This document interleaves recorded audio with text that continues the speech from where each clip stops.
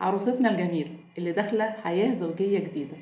تعالي قبل الزحمة والفرح والفستان والمعازيم أقولك كلمتين مهمين جدا لحياة زوجية سعيدة، عبارة عن 3 نصايح مهمين النهاردة هقولهم لك في الفيديو بتاعنا. وعلى فكرة كل الزوجات كمان تجمع معانا وتسمع الكلمتين دولت، ولعلك لو انت نفذتي منهم حاجة حياتك الزوجية تختلف بشكل كبير. أول نصيحة أقولها لكل عروسة وكل زوجة معانا إن زوجك مش ممثل هندي ولا ممثل تركي، ولا احنا قايمين نمثل فيلم ولا مسلسل. احنا هنعيش حياة طبيعية سوية. هو إنسان مش ممثل، هو إنسان طبيعي جدا، هو بشر زيه زيك. وإحنا كبشر عندنا حاجات كتير بتأثر علينا، بتأثر على مشاعرنا، مواقف وأحداث في الحياة بتخلينا ساعات نفرح وحياتنا تبقى سعيدة ووردية، وطبعا نبهج اللي حوالينا زي ما بنبهج نفسنا وأسعدتنا المشاعر دي، فكمان بنفيض بالبهجة على اللي حوالينا. وساعات تانية مواقف وأحداث في الحياة بتخلي الإنسان موده يتعكر. فيعني هو مش مطلوب منه إن هو، أو ما تتخيليش إن هو هيعيشك رومانسية 24 ساعة في 24 ساعة، ولا فسح بقى وخروجات وهدايا ودباديب، وتتخيلي إن هو عامل زي الأفلام التركي والهندي والكلام ده. لأ خالص، هو إنسان مصري أصيل، هيروح شغله، هيرجع من شغله الله أعلم إيه اللي جرى معاه في شغله، إيه اللي جرى معاه في طريقه. فممكن طبيعي جدا يبقى راجع تعكن شوية، تعكر، موده مش رايق. فاللي عايزاه منك إنك مش تقابليه تقولي له إيه ده، هو أنت زعلان مني ليه؟ هو إيه اللي مزهقك؟ أنت على طول مقابلني بالوش ده، أنت على طول مكشر، أنت على طول زهقان، هو أنا عملت لك إيه؟ أظن الكلام ده أو الأسطوانة دي معظم الستات حافظينها. فبلحق العرايس دلوقتي بقول لهم خدوا تجربة وخبرة من اخواتكم اللي اتجوزوا قبلكم وبيقولوا لكم ما تقولوش الكلام ده، لان ده غلط، غلط جدا. ليه بتسقطي على نفس الكلام؟ انت مالكيش علاقة بيه ومالكيش ذنب فيه. هو جاي زعلان من شغله، سيبيه يرتاح شوية، وده التصرف الصح. حبيبي انت شكل يومك كان صعب شوية النهاردة، ربنا يعينك ويقويك. طيب هسيبك شوية على ما ترتاح، والغدا جاهز، اول ما ننده عليا اوكي تعالى نتغدى مع بعض وكده. بس في اللحظة دي الراجل بيحس ان انت احتضنتيه، حاسه ان هو تعبان، ما سالتهوش علشان ما تحرجهوش اكتر من انه هو متضايق في شغله وحد زعله وحد ضايقه. مش يعني سيبيه، هو اللي عايز يجي يحكي لك يجي يحكي لك، سيبيه على راحته. الصح انك يعني ما يحسش منك ان انت ضغط عليه، عامله عليه تعالى قول لي احكي لي، مفتش كرومبو. مش صح يعني. سيبيه هو على راحته، عايز يحكي هيحكي، لو حس براحه معاكي هيجي يحكي لك على فكره. طب لو ما حسش براحه سيبيه، يمكن موقف محرج معاه اصلا، تعرض لموقف يقلله لو هو حكاه، فهو مش عايز يحكيه دلوقتي، فسيبيه على راحته. طيب مواقف تانية في الحياة بتعرفنا احنا قلبنا على قلب بعض، ولا احنا الدنيا كل واحد فينا في طريق وجمعنا البيت بس كده بنقعد نتقابل فيه وخلاص. عشان كده هدخلك على النصيحة التانية، وهي ان الجواز لازم تفهمي ان هو شراكة. انتي فعلا كأنكم جيتوا أسستوا شركة مع بعض. الشركة دي لها طرفين، شريكين اتنين في العلاقة دي. الشركة دي ليها أصول، اللي هو المودة والمحبة والعلاقة الطيبة اللي جمعتكم وخلتكم بالفعل ارتبطتوا ببعض. وفي أرباح وخسائر في العلاقة دي على فكرة. الأرباح هي علاقتكم جميلة مع بعض، هتربحوا مع بعض انتوا الاتنين. ان لو مشاعركم حافظتوا على استقرار بيتكم وسعادتكم، فانتوا الاتنين ربحتوا كسبتوا. طيب ولو المشاكل أثرت معاكم فيكم لدرجة إن هي عملت لكم ضربات كتيرة في حياتكم، فهي دي الخسائر اللي احنا عايزين نتفاداها ونطلع منها لمرحلة الأرباح والفرحة والسرور والاستقرار. الست الشاطرة والعروسة الجميلة الشاطرة هي اللي دايما تسعى إنها تكون في المنطقة اللي فيها السعادة دي، مش إن هي تقع في المشاكل. هديكم مثال على حاجة عملية بتمر ببيوتنا كلنا. مما لا شك فيه إن ممكن في البيت يصادفنا في فترة من فترات إن حاجة تفاجئنا، عايزين يعني محتاجة فلوس أو مصاريف إضافية، حاجة جهاز من أجهزة البيت باظت، مناسبة داخلين عليها ومحتاجين لها مبلغ مالي معين، حاجة مفاجأة طرقت لكم، وهكذا ومكنتوش عاملين حسابكم عليها.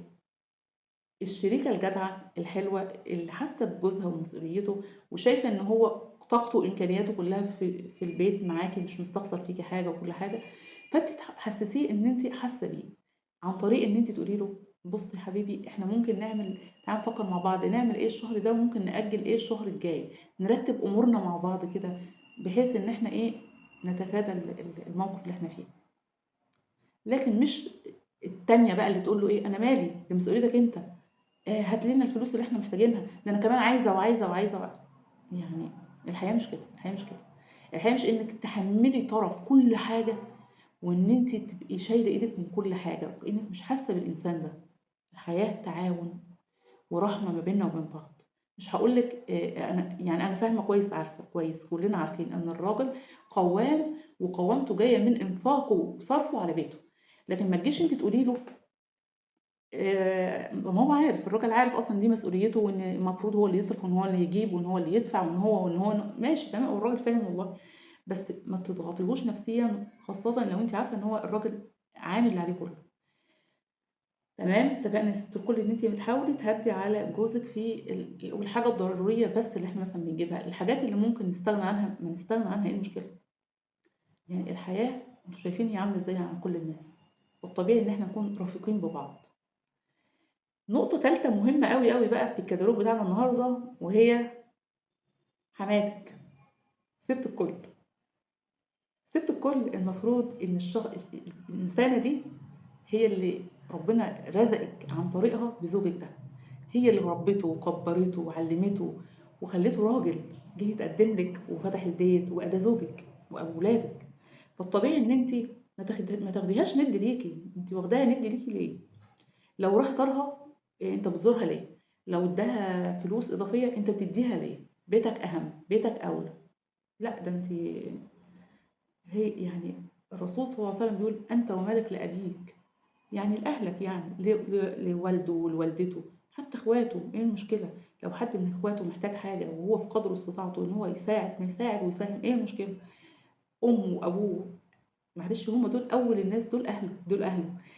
ايوه انت الميثاق الغليظ، وانت الزوجه، وهو ابو اولادك، وولادك دولت مسؤولين منه وانت مسؤوله منه. بس ايه المشكله لو حب يهدي اهله بحاجه، حب يغدق عليهم بحاجه؟ ايه المشكله؟ انا يعني دي من واقع استشارات، يا مشكله كبيره لما الزوجه بتعرف حاجه زي كده عن زوجها ان هو ادى ولا عمل او بتبقى ازمه كبيره في البيت. عشان ايه يا جماعه؟ والله سبحانه وتعالى بيخلف وبيرجع كل حاجه. بالاضافه لكده اوعي تحطيها ند ليكي وتقعدي كمان من ناحيه ايه، انك تدلعي على جوزك كتير قدامها هي بتعتبر ان ده دلع بايخ وماسخ. انتي بتدلعي عليكي ده ليه قدامي؟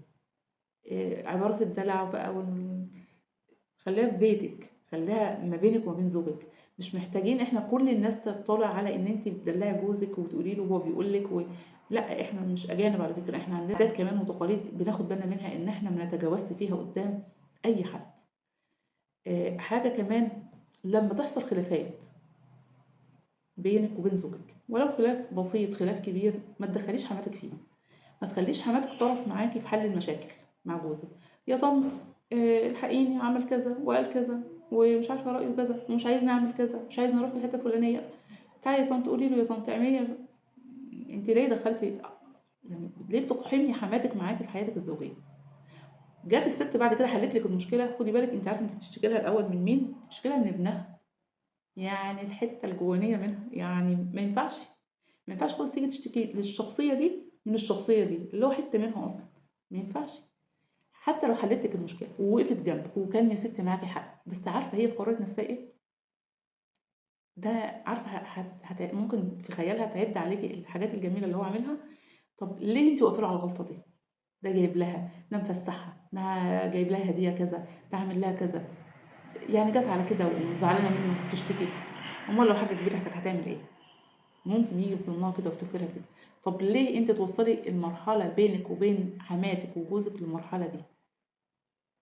لو انت حافظت على سر بيتك، جوزك هيجي عليه وقت يحس ان انت عاقلة، هادية، رزينة، عارفة يعني ستر وغطاء بالعامية كده.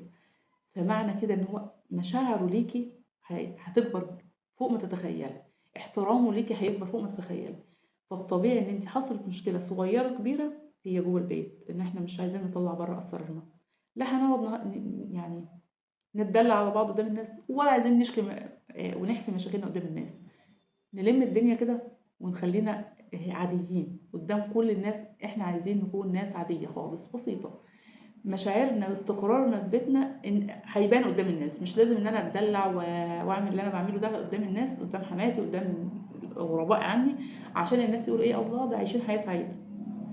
انا عايز كل عروسه تفهم، بلاش فكره السوشيال ميديا، بلاش فكره كل ما تروحي مكان تصوريه، كل ما تشربي، كل ما يعزمك على فنجان قهوه في مكان ولا ايس كريم، ولا تروحوا رحله ولا خروجه. احنا يعني معلش، احنا كمشاهدين، احنا مالنا باللي انتوا بتعملوه؟ مش دي اسراركم واسرار بيوتكم؟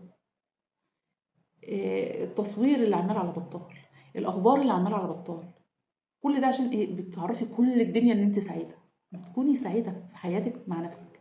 ما تخافي على نفسك يا ستي من الحسد، ما تخافي على نفسك من عين تصيبك وهي مش عارفاكي. تحافظي على هدوء واستقرار وكينونه بيتك لنفسك ولزوجك. ناس كتير جدا ومشاهير، وانتوا اكيد خدتوا بالكم الفتره اللي فاتت كان على السوشيال ميديا عاملين ازاي، بعد ما بيحتفلوا باحتفالات فظيعه وكبيره نبص نلاقيهم الخبر اللي بعده ان هم بينفصلوا. ما نهدى على نفسنا ونهدى على بيوتنا واسرار بيوتنا وحرمه بيوتنا، وما نطلعهاش على الملأ وعلى السوشيال ميديا. ولا اذا كان انا بقول لك ما تطلعهاش لحماتك ولحماكي ولاهلك ولاهل جوزك والدنيا دي كلها ما تعرفش عنك حاجه. خليكي انسانه طبيعيه كده، مش هقول لك انسانه غامضه، ولكن بقول لك انسانه طبيعيه.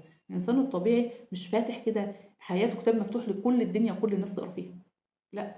فما بالك بالسوشيال ميديا كمان بقى، اللي هم الناس اللي يعرفوكي واللي ما يعرفوكيش، قاعدين كانهم قاعدين جوه معاكي في البيت، معرفيهم بيتك واسرارك وحكاياتك. ليه؟ هتستفادي ايه؟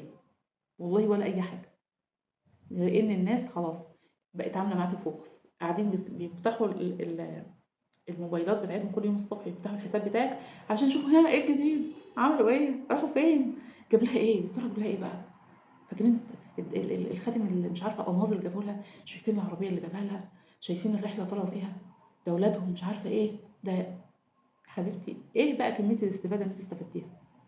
ايه لما حياتكم بعد كده تتعكر، ما كانش تبوظ خالص وكل واحد فيكم يروح لحاله؟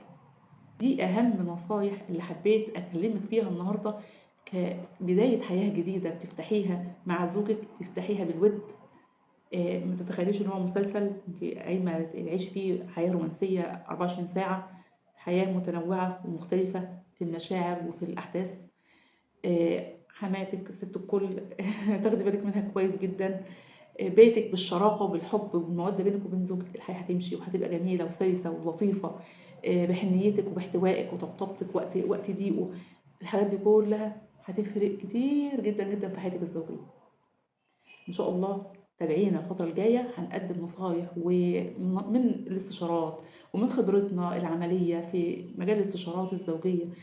هقولك ايه أهم الحاجات اللي انت تتبعيها في حياتك توفر عليكي مشاكل كتير جدا، ان انت ما تعديهاش، ما تخطيش هذه المشاكل خالص، وحياتك تكون اكثر استقرار باذن الله. لو فيديو النهارده عجبك وحسيتي ان هو مفيد ليكي، يلا شير لصاحبتك العروسه واختك العروسه ولكل الزوجات. شاروا لبعض يا بنات، شاروا لبعض بحب كده، وبنيه ان ربنا يفتح على بيوتنا بالخير وبالسعاده وبالاستقرار والهدوء. يا رب دمتم بخير وسعاده. كنت معكم حياه فهمي، استشارة علاقات الزوجيه والاسريه وصحه نفسيه. في امان الله.